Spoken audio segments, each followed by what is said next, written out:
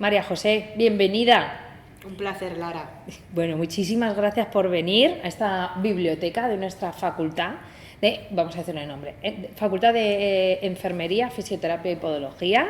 Muchas gracias por la invitación. No, bueno, muchas gracias por hacernos hueco en tu agenda. Bueno. Además, eres compi de aquí de la Complutense, de varias facetas, o sea, a día de hoy profesora, ¿no?, de la Facultad de Políticas, pero también te doctoraste aquí en la Complutense. Y bueno, que tienes una vida profesional, que ahora hablaremos de ella, bueno, fascinante. Bueno, pues como tú y como la mayoría de las chicas valientes, osadas y un poco inconscientes. un poco locas. Yo un poco locas. Me quedo con la parte de un poco inconscientes. Ahí es donde me veo más representada. Es un eufemismo, ¿no? No, pero bueno, que es verdad que es que yo te conozco, ¿no? Pero al ir preparando la entrevista digo, madre mía, pero esta mujer, pero... Empezaste estudiando marketing, ¿no? ¿Y marketing y publicidad fue lo primero que estudiaste? Lo simultaneaba con ciencias políticas. Claro, es que además ha sido por viendo los años, digo, lo ha tenido que ir haciendo dobletes. No salían las cuentas. Claro, ¿verdad? Digo, no salen las cuentas, digo, bueno, que nos lo expliquen. ¿Cómo empezaste interesándote por el marketing? ¿Has acabado viviendo por y para la política, ¿no?, en diferentes facetas? Y bueno, cuéntanos, ¿qué nació en ti para enfocar tu vida de esta manera? Bueno, pues en primer lugar vuelvo a decir que muchas gracias por permitirme estar aquí, en el templo del conocimiento, porque yo tengo todavía esa visión aristotélica de la universidad y sobre todo estando en una biblioteca, que se me van los ojos viendo tanta joya, que son los libros. Bien, pues desde pequeña, seguramente porque me ha tocado vivir en varios sitios, por el trabajo de mi padre, tuve una sensibilidad social muy marcada. He estado viviendo en zonas pobres, en zonas muy modestas, entonces desde pequeña he estado muy acostumbrada a todo lo que tiene que ver con el contraste social, ¿no? Si a eso le añadimos que, bueno, mi abuelo, que no hay día que no lo recuerde, mi abuelo con 18 años recién cumplidos sacó su oposición de administrativo del Estado y dejó Murcia para venirse a Madrid, terminó siendo secretario de Manuel Azaña. Entonces ha habido como mucha historia, mucho amor a la historia, mucho respeto, ¿no?, hacia el legado, ¿no?, de toda esa gente que pasó antes que nosotros, ¿no?, por ciertos sitios, ¿no? ¿Y qué pasa? Pues que sin tener el pobre ninguna afinidad ideológica con nada ni con nadie, era un simple funcionario, un joven funcionario, pues viene una guerra civil, ¿no?, tan funesta como la que tuvimos, y eso ya le hace que le obliguen a tomar posición. Pues claro, termina la guerra civil, estuvo en el exilio, pasó por muchas penurias. Entonces ya no era simplemente lo que yo veía en la calle donde vivía, sino lo que yo había vivido en mi familia, ¿no? La dificultad, la muchísima dificultad de mis abuelos para poder sacar adelante sus sueños, su familia, todo aquello que ellos querían hacer como personas jóvenes, pero que la situación sobrevenida, que es una guerra civil, pues les había truncado. Entonces, bien, escuchando a mi abuelo, con todas esas conversaciones, ¿no?, de colacao que tenía con él, leía mucho, ¿no?, aquello que él me prestaba. Yo siempre diré que bueno, el pobre no pudo dejar una herencia de un gran patrimonio, ni muchísimo menos. El patrimonio que pudo dejar son muchas conversaciones, valores sobre todo, porque hablábamos mucho y me hacía pensar y reflexionábamos mucho de todo, y sobre todo muchos libros. Entonces, dentro de esos libros en los que yo me perdía durante horas, empecé a tener interés por hacer ciencias políticas o sociología, ¿no? Era una cosa que me llamaba mucho la atención sin saber muy bien qué era lo que se estudiaba ahí. Entonces he visto mucho prejuicio en torno a, bueno, claro, tú quieres hacer ciencias políticas porque quieres ser política, ¿no? Digo, no, os estáis equivocando, si la mayoría de los políticos no tienen formación en ciencia política, si es simplemente el hecho de pensar que con todo lo que yo he visto, con todo lo que yo he escuchado en mi familia y lo que yo he visto en las calles, qué herramientas puedo estudiar, ¿no?, para poder trabajar en torno a las políticas públicas e ir paliando, ir trabajando en mitigar todo aquello que yo he visto de tantas desigualdades. Entonces empecé ciencias políticas y como me gustaba mucho la comunicación, porque con 13 años, yo sé que lo que voy a decir ahora mismo no es una cosa muy legal, pero bueno, es que...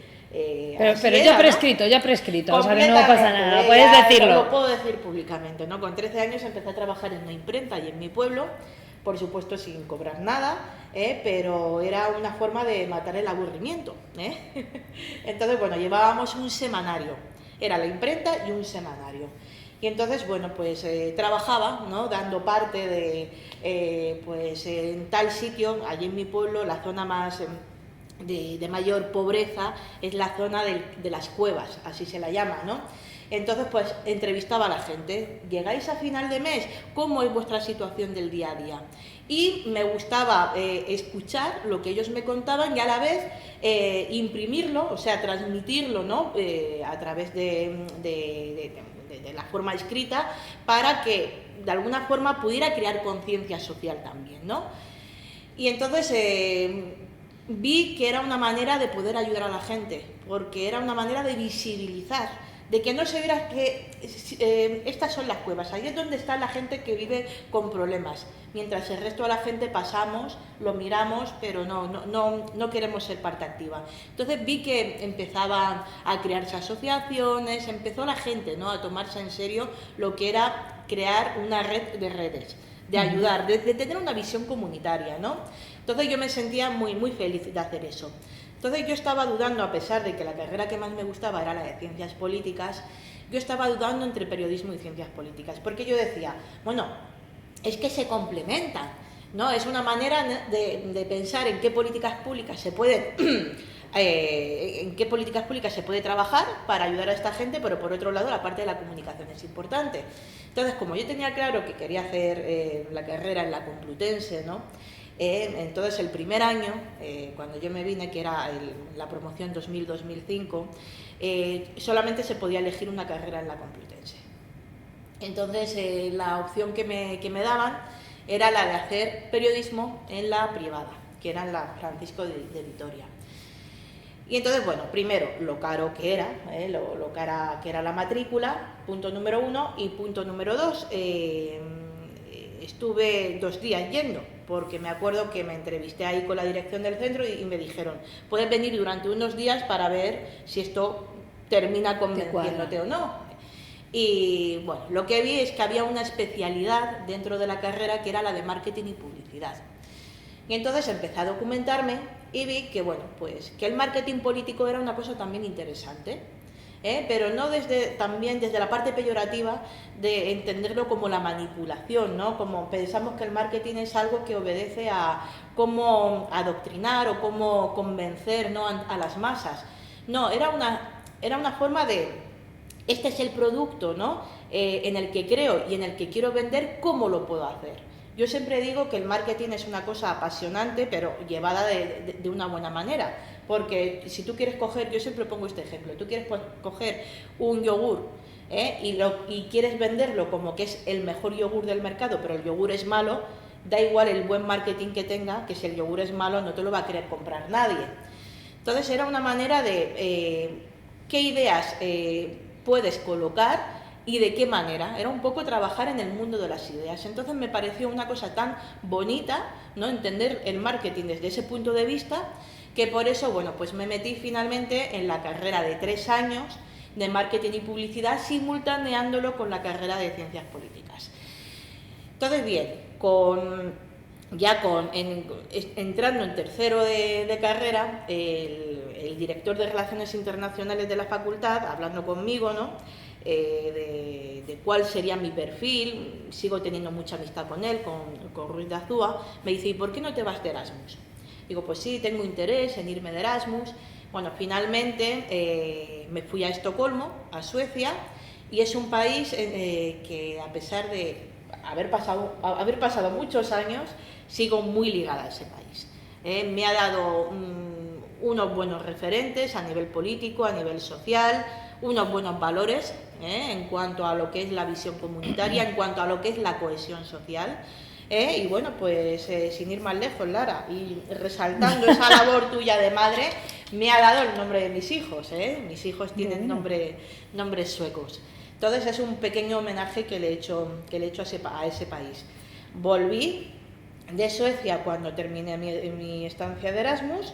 Estuve trabajando en asesoría parlamentaria durante un tiempo y me saqué en un año la carrera de Derecho. Y me hice abogada de la calle durante un tiempo. Y abogada de la calle es que conocí a una persona que llevaba todo el tema de desahucios y me impliqué de manera muy activa en eso. Me parecía una cosa muy llamativa que en el año 2008 en España había como 40 desahucios diarios, una cifra muy significativa, pero bueno, no deja de ser una cifra tan disparatada, tan alarmante, como la que conseguimos en el año 2012, que era 572 desahucios diarios. Bueno. Y entonces fue como, aquí tenemos que ver que es un problema que no es solo un problema social, hay que identificarlo como problema público. Y si se identifica como problema público, se puede abordar desde el punto de vista institucional. Entonces, bueno, pues empezamos ahí a trabajar mucho en el tema de vivienda. A todo eso, mientras estaba trabajando y demás, me estaba sacando uno de los 2 doctorados. Vamos a ver, no soy especial ni mucho menos. El rasgo de especial, de peculiar que puedo tener es que sigo creyendo en la universidad, sigo creyendo en el templo del conocimiento, sigo creyendo en que el conocimiento es el mejor ascensor social que podemos tener, vamos, sin ningún tipo de dudas. En mi familia soy rara avis porque me ha gustado estudiar y como he creído que era el mejor instrumento, he trabajado por ello. Y he visto pues que la gente que no ha estudiado pues lo ha tenido más difícil, ¿no? Entonces cuando me dicen no, es que ya la universidad ha dejado de tener su papel de transformación, es que estudiar no sirve para nada, digo, mirad, yo de barrio pobre, soy una chica de provincias, orgullosamente de provincias, he podido tener unas oportunidades que de otra manera no hubiera tenido. Los horizontes a los que he podido llegar, que ya me gustaría que fueran muchos más, lo que he podido hacer ha sido gracias a poder estudiar. Entonces eso siempre lo defenderé. Voy a cortarte un segundito, sí. Perdona, porque es que te estaba escuchando y estaba pensando, pero ¿de qué forma? Bueno, primero, qué emocionante, me ha emocionado mucho el cómo hablas de tu abuelo y cómo ha impactado en ti, ¿no? Todo lo que ocurrió y cómo tú lo has vivido y qué importante esa herencia no económica, que parece que estamos ahora mismo en un momento en el que aquí lo importante es la moneda y es el billete y sin embargo tiene mucho más valor todas esas cosas que no son el dinero, aunque el dinero te facilite la vida, las cosas como son, pero no en herencia, ¿no? Qué bonito ese sello, cómo ha marcado prácticamente tu trayectoria. Y por otro lado, qué sencillo cuentas, o sea, se escucha como qué sencillo el ir hilando toda tu trayectoria profesional, cuando me parece complejísimo y con un esfuerzo vital impresionante el ir sacando carreras de forma simultánea, carreras que por un lado, pues tú lo cuentas y dices, claro, tiene sentido cómo compaginar, o sea, a nivel luego de cómo se complementan, ¿no? Pero realmente piensas en marketing, piensas en política y dices, pues esto es un huevo, una castaña. Y sin embargo, pues sí, pues tiene sentido. Pero yo lo que estaba pensando es, madre mía, qué esfuerzo vital hay detrás de tu trayectoria. O sea, de lo que dices tú, ¿no? O sea, aparte de que evidentemente un trabajo intelectual y tiene que haber una base para que puedas sacarlo adelante a nivel de capacidad intelectual, pero qué esfuerzo de renunciar a otras cosas para poder dedicarte a lo que para ti era importante, pero que creo que hay que resaltarlo, ¿no? Que para poder... Esto no cae, esto no vale estar en el sofá diciendo, pues qué bonito sería trabajar en no sé qué. No, tiene que haber un esfuerzo diario y constante durante mucho tiempo para poder conseguirlo. Pasión. Y tiene que pasión. haber mucha convicción. ¿Crees en lo que estás haciendo? Ponle toda la pasión. Entonces te saldrá solo. Claro que tengo mis renuncias, ¿quién no las tiene, verdad? Claro que son muchas veces en las que pienso, solo he dormido 2 o 3 horas, qué barbaridad, ¿qué rendimiento le voy a sacar Sí, hoy sí, a mi me suena. vida, ¿verdad? Me suena. Efectivamente, y con 2 bebés es que renuncias, ¿no?, a tus horas de sueño mínimas, ¿no? Pero crees en lo que estás haciendo, es ir quemando etapas, pero no quemando etapas simplemente por la simple mecánica, ¿no?, de dejar la vida pasar, sino de poner lo mejor que puedas en ese momento. Y lo mejor es, pues eso, la pasión, la lucha, ¿no?, el sacrificio de decir, esto lo tengo que sacar Esto merece adelante. la pena. Merece la pena. Y tiro Todo para lo que adelante. se hace con pasión merece la pena. Qué bonito. Entonces, viniendo para esta facultad, ¿no?, a mí me parece muy bonita. Me parece, además, lo digo honestamente, la facultad más bonita de toda ciudad universitaria. Y es más, yo viniendo de la Facultad de Políticas y Sociología... Usted creo que te está buscando un problema. Ten cuidado. Lo digo así, tal cual, Aquí, así, a lo loco, a lo loco. la más bonita de toda la Complutense. Lo digo sinceramente. Yo pensaba, digo, bueno, y si me da la vida y si vivo muchos años más, pues entonces, ¿y por qué no hacer medicina? Y filosofía también me gustaría. Claro, es el hecho de Plantéate no dejar nunca, ¿no?, enfermería, fisioterapia, podología, súper También, interesante. Cuidado, Lara, que tenemos ahí 3 muy potentes. Tenemos que hablar porque Puedes elegir. Es el desconocimiento, ¿no? En el desconocimiento, ¿no?, hay tantas cosas en las que fallamos por desconocimiento. Bueno. Si tuviéramos más conocimiento haríamos muchas cosas más y es más, acabaríamos con tantos prejuicios, que ese es yo creo que es uno de los graves problemas a los que nos enfrentamos en las sociedades actuales, ¿no? La falta de cohesión social, ese neoliberalismo que nos ha ido deshumanizando más, que ha ido separándonos más a las personas, y la desconfianza que se está creando, ¿no?, en esa distancia. Entonces, al final, ¿qué pasa? Pues se imponen los prejuicios, se imponen dogmas, se imponen estereotipos, se impone el desconocimiento. Pues me viene muy bien, además, justo que estés comentando esto, porque una de las cosas que te quería preguntar es, una de tus publicaciones o de varias publicaciones tuyas versa sobre el neofascismo, ¿no? Sí. Entonces, entiendo que es una de tus preocupaciones a nivel también de política europea. Brevemente, cuéntanos un poco cómo enfocas tú esta área, ¿no?, de tu vida profesional, cuáles son tus conclusiones. Pues bueno, lo que es mi especialización son las políticas sociales.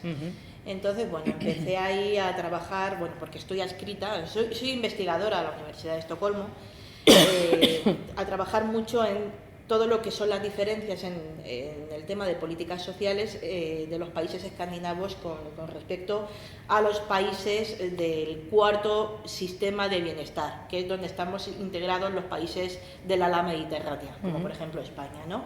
Me ha gustado mucho esa comparación, ¿no?, de esas realidades. Y de manera añadida, pues me empezó a preocupar ya a partir del 2008-2009 cómo allí en Suecia, ¿no?, que siempre se ha caracterizado por ser un país, ¿no?, que estaba dentro del eje de la no alineación, es decir, no queremos ser soviéticos porque no queremos que se reproduzcan las técnicas carcelarias que se están aplicando allí. En ese sentido, Suecia no quiere saber nada de ese sistema, pero tampoco queremos un capitalismo feroz. Entonces, bueno, ellos siempre estaban ahí en el término medio, en la vía de en medio, como en un país donde ha estado durante varias décadas siempre alternándose, ¿no?, partidos del ala moderada, como ahora mismo existe una ultraderecha como segunda opción mayoritaria, ¿no? Y yo creo que nos marca el camino, porque luego, pues un poco el resto de los países de Europa hemos ido a rebufo de esa realidad, ¿no? Entonces, bien, ahora mismo es verdad que hay un problema de la ultraderecha en toda Europa, es verdad, Y todo esto pues lo podemos interpretar de la siguiente manera. Todavía no hemos salido de la crisis económica del 2008, empezamos a salir tímidamente en el año 2015, pero todavía seguimos sin tener un consenso claro en Europa sobre qué tipo de políticas se tienen que implementar. Estamos haciendo aquí muchos apaños, intentamos poner muchos vendajes, pero no hemos sabido dar esa visión que sí que tuvieron en décadas anteriores los políticos de Europa, que fueron los artífices y los que en verdad hicieron que el proyecto europeo saliera adelante, que era el llamado consenso socialdemócrata, que durante muchas décadas unió en ese consenso, en torno a ese consenso, tanto a socialdemócratas como a democristianos. ¿Qué tipo de Europa queremos? Y eso de alguna manera tenía su contagio dentro de cada Estado-nación de lo que era el proyecto europeo.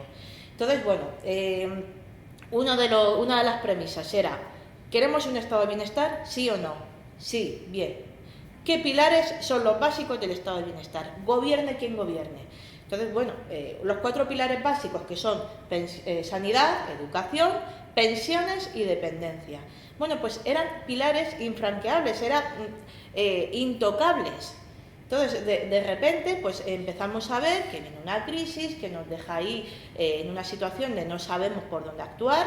El último libro que he publicado, recientemente, ahora en enero, que lo ha publicado McGraw-Hill. Vamos a aclarar, Sí. porque como esto se va a esta Sí. entrevista la vamos a emitir en 2024, entonces Muy bien. se ha publicado en enero del 23, podemos muy bien. buscarlo ya en todas las librerías. Por supuesto, por supuesto. ¿Cómo se llama el libro? La socialdemocracia, retos del futuro. Bueno, está en inglés, pero sé que en español lo han traducido también. Más o menos así. La nueva socialdemocracia, retos pasados y futuros. Vale. Entonces, bueno, pues es un poco de qué ha pasado también con la socialdemocracia europea, que ha estado durante muchos años teniendo claro cuál era el discurso, cuál era su eje, ¿no? Vertebrador en torno a qué políticas públicas había que defender, y de repente viene una crisis y es como... ¿Y ahora qué? Estamos faltos de reacción, ¿no? Entonces, claro, vienen en todo este vacío, ¿no? de discurso, pues vienen partidos nuevos que intentan pues aprovechar esa situación, ¿no? de vacío, y lo preocupante es que algunos de esos partidos vienen claramente a romper con todos los consensos establecidos durante décadas. Entonces, es importante redefinir el papel del Estado. Es muy importante. El Estado no puede haber estado de bienestar sin tener claro qué tipo de Estado es el que se quiere. Y luego, pues eso, la ultraderecha es un problema por esa ruptura de consensos que se da, y sobre todo porque las desigualdades sociales, que era nuestro punto de partida, Lara, las desigualdades sociales, la ultraderecha cree que el Estado no tiene que actuar en torno a ellas, porque la desigualdad no deja de ser algo natural en la vida del ser humano. Entonces, es algo que es preocupante, ¿no? Es verdad que si analizamos la ultraderecha, por ejemplo, francesa, por ejemplo, lo que es la húngara o la polaca, pues claro que encontramos muchas diferencias. En unos países podemos ver más proteccionismo económico, en otros países se consideran más dentro de la ortodoxia neoliberal, pero encontramos rasgos en los que consideran que el Estado tiene que estar para unas cosas y no para otras, ¿no? Y lo que es el tema de las desigualdades sociales, es verdad que encontramos un discurso muy parecido. Es el discurso de las desigualdades son una cuestión natural. Entonces... el que es pobre, pues es pobre y ya está, tampoco claro, pretendas, pero claro. ¿Para qué intentar ayudar a que sepas un poco más? Por supuesto. Cómo es el mundo, a que estudies, a que tengas coberturas sanitarias, ¿no? Por Sí, supuesto. total. Pues, Entonces, y si tienes dinero, pues ya lo tienes todo, pues tampoco te tienes que preocupar. Así es, Lara. Y entonces, bueno, pues es una llamada también a la sociedad civil, la que tenemos que hacernos como sociedad civil, de pedir que haya consensos, que vuelvan los consensos en cuanto a alejar del ruido, en cuanto a alejar de la polarización los temas que afectan en verdad al interés general, que afectan al interés de los ciudadanos. Podemos analizar dos tipos de derecha radical, ¿no? Podemos analizar lo que es la extrema derecha que es antidemocrática y antiliberal, ¿vale? Pero también podemos ver que la derecha radical, donde podríamos situar a Vox, no es antidemocrática. Pero sí por ejemplo, sí que la podemos englobar dentro del antiliberalismo, porque aunque sí que cree, por ejemplo, en lo que son las elecciones, sí que cree en lo que más o menos es un Estado de Derecho, por ejemplo, no respeta lo que es el interés de las minorías. Por supuesto, tiene que haber políticas públicas con clara vocación de interés general, pero respetando también a las minorías, porque la cohesión social precisamente lo que viene a decir es que tenemos que estar todos defendiendo y además sintiéndonos parte de un marco común. Entonces, yo no creo en la identidad como nativista. Yo, por el hecho de haber nacido en España, no me tengo que sentir española. Yo creo en la identidad por el hecho de, vale, he nacido española, pero quiero formar parte de mi comunidad, queriendo también formar parte de unos valores que me hacen común con mi vecino. Entonces, mi vecino tiene una orientación ideológica o religiosa diferente, yo por eso no tengo que sentirle excluido, no tengo una visión excluyente. Sí que quiero tenerle incluido dentro de lo que es el concepto de mi comunidad. Entonces, yo, esto siempre me lo dicen, es que tienes una orientación ideológica determinada, digo, sí, me considero española, pero no es una cuestión simplemente desde el nativismo, sino desde el querer formar parte de un marco común de convivencia. De inclusión, ¿no? Y de aceptación.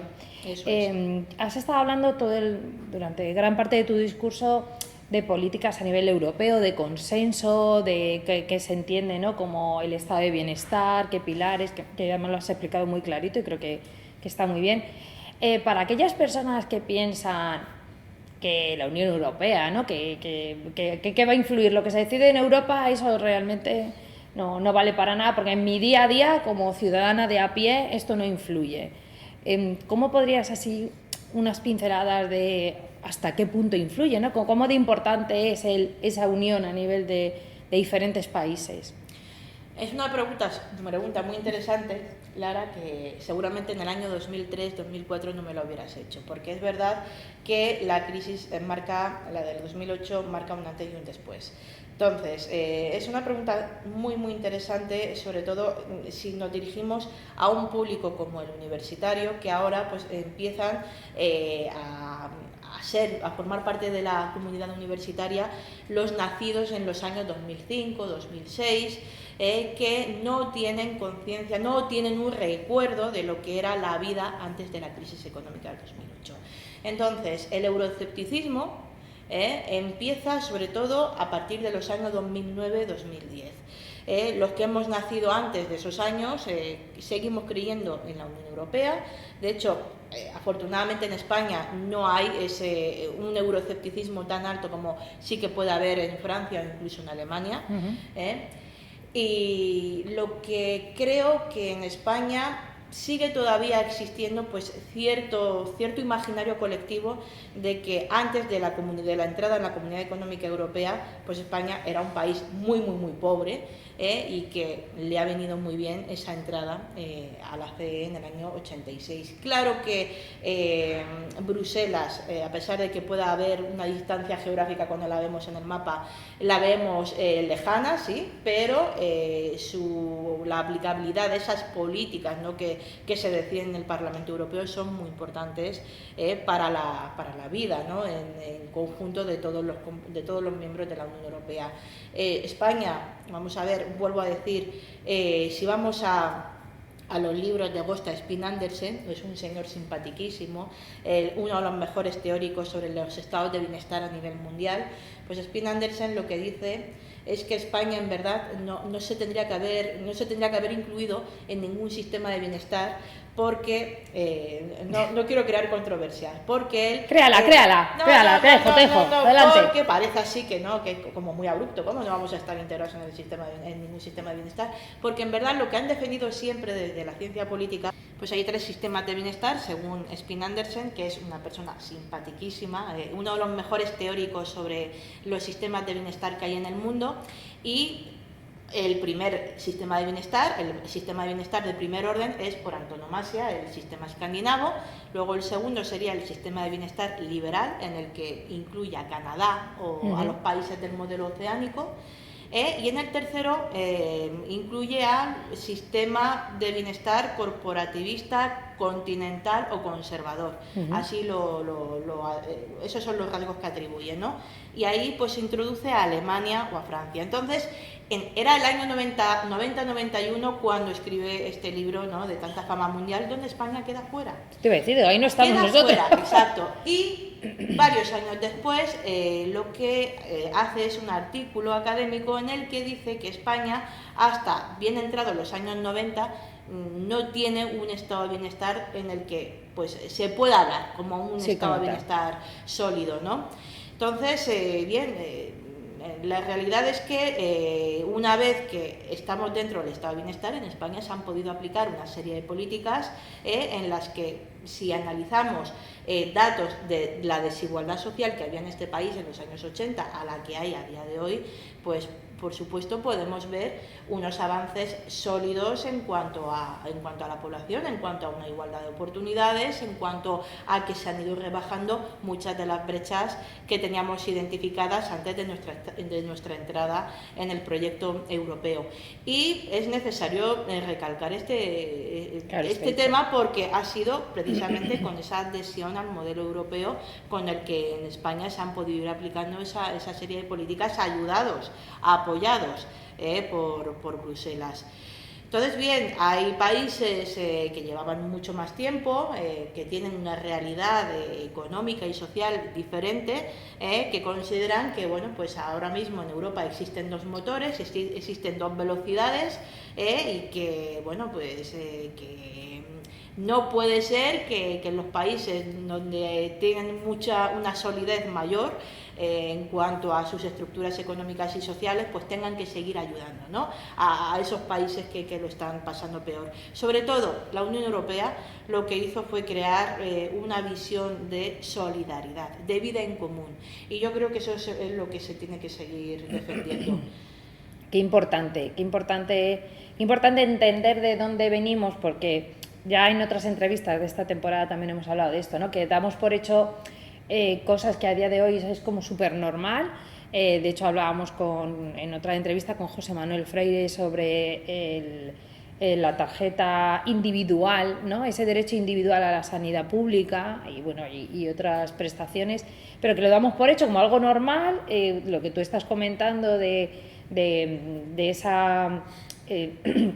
esas facilidades, ¿no?, a la hora del estado de bienestar, que también estás explicando, pero que esto no viene regalado, esto viene por de un trabajo y de un apoyo, y que no podemos ir por libres. Es que al final esto es un trabajo en equipo, incluyendo a nivel político, ¿no? Efectivamente, Lara, y si nos retrotraemos a lo que comentábamos anteriormente, ¿cuáles son los 4 pilares básicos, ¿no?, que se tienen que defender? Sí, repitámoslo. Quien gobierne, ¿no? Eso es. Sanidad, educación, pensiones y dependencia. Seguimos sin tener una política fiscal en común en Europa. Punto número 1. Punto número 2. En España cuesta todavía, ¿no? Hemos tenido esa parte, ¿no?, tan interesante como han sido los pactos de Toledo, para introducir esa mentalidad de crear un marco común a la hora de pensar en las pensiones. Pero ahora mismo es que volvemos a lo mismo, estamos en un momento de ruptura de consensos. Me gusta mucho ese paradigma sueco, porque en el año 91 nosotros vivimos una crisis económica, la del 93, pero ellos estaban ya saliendo de la suya, la del año 91. Viene una crisis económica que también les pilla completamente en una situación de esto es sobrevenido, no sabemos cómo reaccionar, no esperábamos esta situación, y de repente, de una semana a otra, se ponen los partidos se ponen de acuerdo para crear el marco de cuentas nocionales, ¿no? Hacen un estudio, vamos a ver ahora mismo, tal y como tenemos el sistema de pensiones, con esta crisis, ¿qué creemos? ¿Cuánto tiempo va a sobrevivir este sistema? Y hacen un estudio de que va a sobrevivir hasta el año 2028. Y dicen, pues no, nosotros además es lo que creo que hay que defender, que los consensos se tienen que garantizar siempre con una visión largoplacista de la política. Entonces, son largoplacistas y esto es algo que siempre pongo en valor, ¿no? Porque siempre creo que el político que solo defiende el poder por el poder es cortoplacista, va a pensar en el oportunismo político, ¿no? En el oportunismo meramente personal, pero el político largoplacista es el verdadero estadista, es el que piensa no solamente en unas próximas elecciones, sino en el resto de generaciones, es el que en verdad piensa en la sociedad que puede venir después. Entonces ahí ahora mismo no tienen ningún problema a la hora de pensar en la sostenibilidad de sus pensiones. De hecho, el último estudio que han publicado, ¿no? El que ha publicado el gobierno, les da una sostenibilidad hasta el año 2070. Ya lo quisiéramos nosotros. Ya lo quisiéramos, efectivamente, pero marcó, esos pactos de Toledo marcaron un antes y un después, ¿no? En el tema de las pensiones. Después de los pactos de Moncloa del año 77 no habíamos visto un consenso establecido tan claro, a pesar de que Sanidad también nos había, 5 o 6 años después, nos había marcado esa hoja de ruta, pero no es hasta el año 2006 cuando tenemos una política de dependencia en este país y salió aprobada con muchos votos en contra. Y además teniendo el problema del engranaje institucional que tenemos en este país, del entramado autonómico que tenemos. Hubo comunidades autónomas que dijeron que no estaban de acuerdo con aplicar esa política de dependencia en sus comunidades, y esto es algo que hay que resaltar por una cuestión de memoria y por una cuestión también de qué tipo de política, qué tipo de Estado defendemos y queremos, porque dependencia, si es un pilar básico, hemos llegado a ese pilar básico muy tarde, como cuarto pilar básico, y teniendo ese problema de falta de consensos, con lo cual, importante, estamos en un momento de mucha polarización, nada que no sepamos, qué temas se tienen que alejar del ruido, y esto es algo que creo que es importante. Muy importante.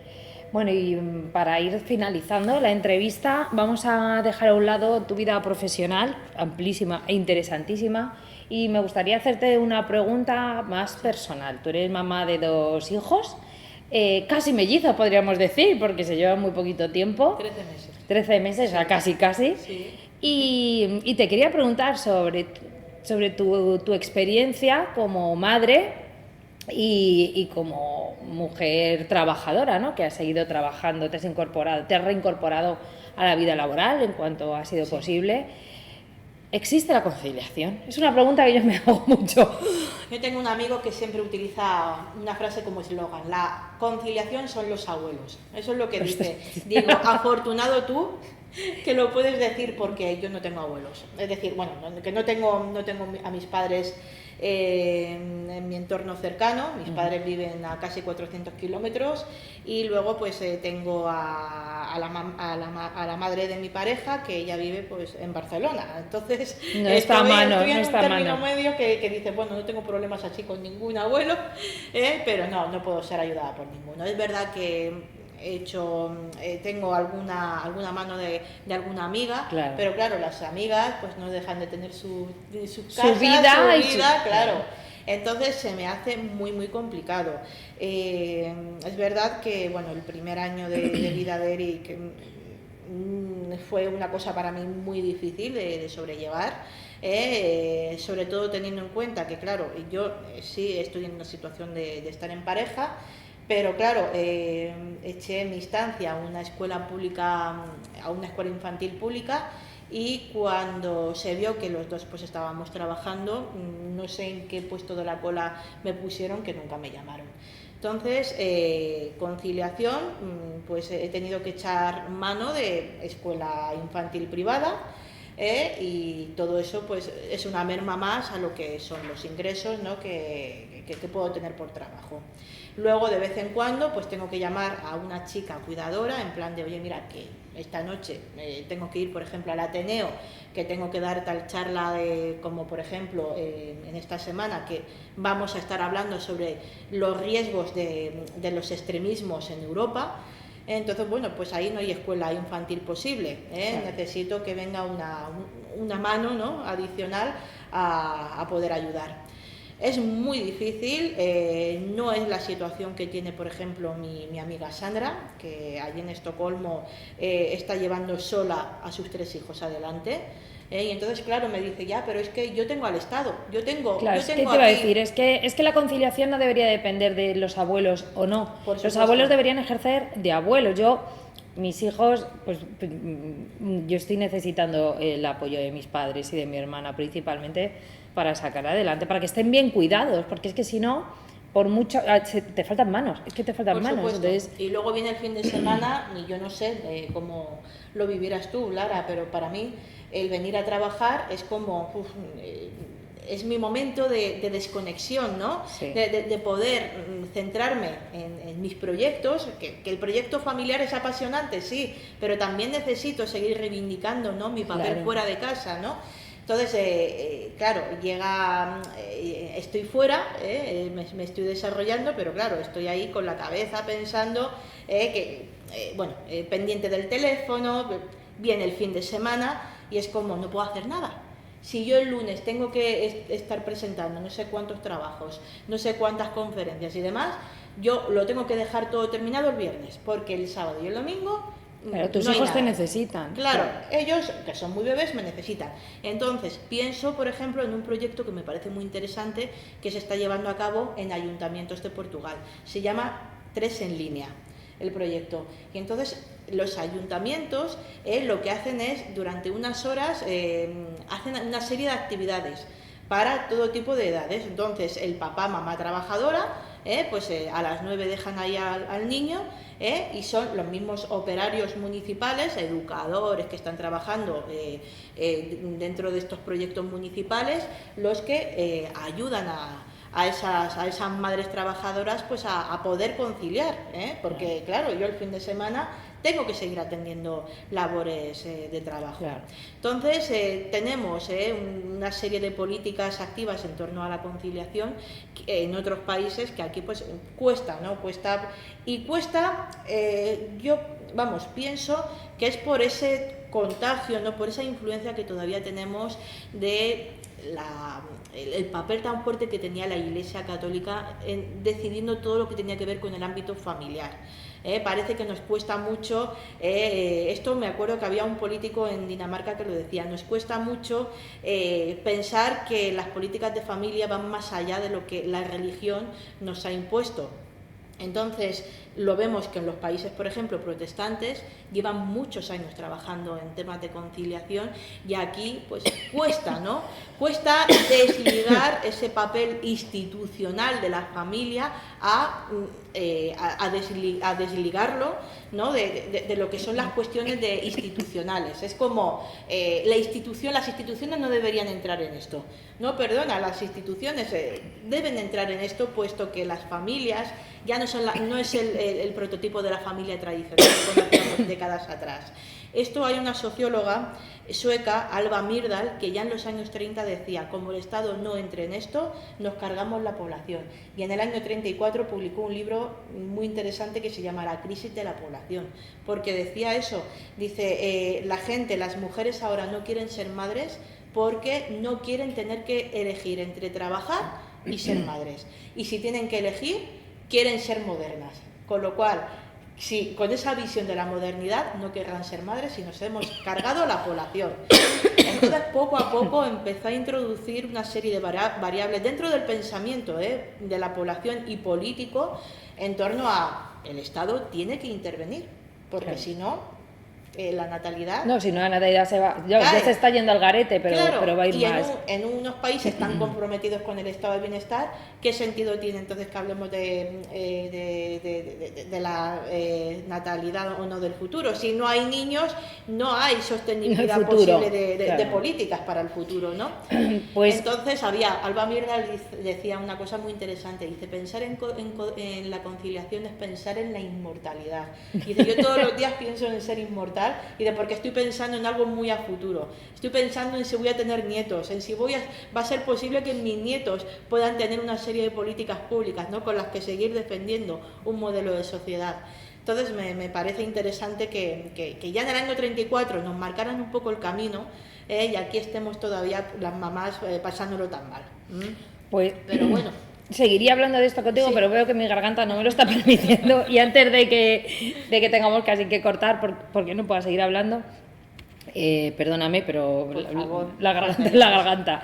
Claro que Pues para finalizar, quería pedirte una recomendación. Siempre acabamos las entrevistas en estas charlas en la biblioteca con una pregunta de qué recomendación literaria nos quieres hacer a nosotros y a los oyentes o telespectadores o nuestros seguidores, nuestros followers, Los del followers, canal de YouTube. este equipo humano tan potente que tienes aquí. Estamos aquí un montón detrás de las cámaras, luego se publican fotos para que se vea el trabajo que hay detrás de cámara. Verdad, muy buena gente. Hombre, ¿qué voy a decir yo? Doy fe, que Cuéntanos, yo no sí. tanto, ¿Y tú tanto qué? como tú. Pues ¿Qué me nos recomiendo este libro que puedo leer cada vez que uno de mis bebés me dan 10 una minutos. tregua, me dan un tiempo de paz por la noche, que se titula Últimos días en Berlín. Y fue finalista del Premio Planeta ya en 2021, pero bueno, es de Paloma Sánchez Garnica, pero lo quiero traer a colación sobre todo por lo que estábamos hablando de el problema de la polarización que hay, del problema del ruido.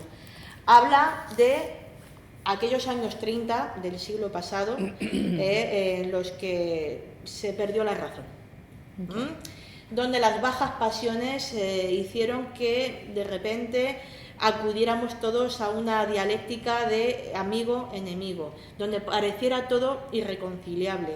Sobre todo pienso en una persona tan potente como Hannah Arendt, que tuvo que verse obligada a irse de Alemania, y además asumiendo que era una cobarde. Me parece una cosa muy interesante porque decía, yo que soy una persona intelectual, dice, aunque parezca soberbio decirlo, me dedico a cosas intelectuales, me estoy dando cuenta de que los intelectuales estamos queriendo no hacer daño con nuestros pensamientos. Estamos viendo que se están cometiendo locuras y si decimos, cuidado, que se están cometiendo locuras, de repente nos estamos granjeando muchos enemigos, porque el que piensa como nosotros se calla y el que no piensa como nosotros nos ve como enemigos y nos quieren fuera. Entonces es un problema del antiintelectualismo que se veía en los años 30. Esto es un espacio universitario, esto es un espacio de biblioteca. No podemos dejar que la no razón se termine imponiendo, porque finalmente ¿qué se consigue? Se consigue que la gente que de verdad quiere cambiar las cosas a mejor, finalmente por no hacer daño a los malos, por no intentar meter más el dedo en la llaga de por aquí vamos a ir todavía más a peor, los buenos se terminen yendo y los malos ejecuten campos de concentración o de exterminio. Entonces, cuidado con eso. La política es algo apasionante, pero tenemos que dotarla de buenos instrumentos, de buenas obras, de crear una visión comunitaria en la que todos nos sintamos integrados y queramos seguir formando parte de algo en común, de lo que sea bueno, de algo que nos conforme una identidad en común y que creamos en alimentarla día a día.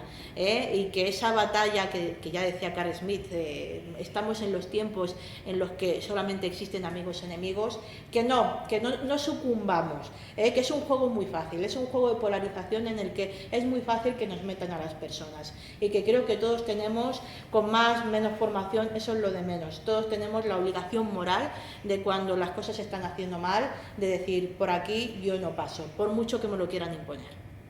Pues me voy a quedar con esta reflexión, yo creo que quizás es el broche de oro a esta entrevista. Agradecerte una vez más esta charla tan interesante. Yo creo que lleva tanto a la reflexión profunda y filosófica de dónde estamos y a dónde queremos llegar y qué importante. Vamos a ayudarnos con eso, ¿no? Vamos a intentar evitar la polarización y escuchemos. Tengamos la mente abierta y escuchemos un poco todo lo que todos tienen que decir y quedémonos con lo más importante y lo que nos une y nos ayude a un futuro mejor. Y sobre todo por ellos. Y por ellos y por los tuyos y por los que vendrán. Claro que sí. Muchísimas gracias, María José. Un placer, igualmente. Muchas gracias.